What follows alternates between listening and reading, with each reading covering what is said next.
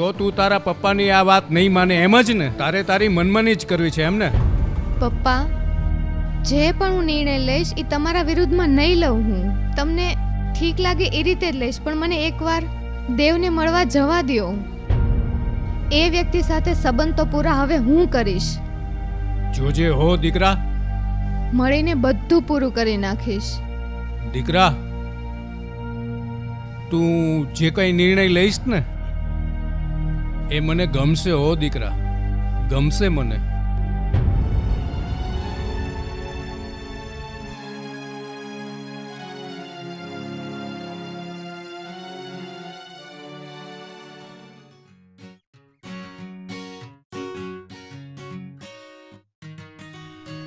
મિત્તલ હજી સુધી કેમ ન આવી?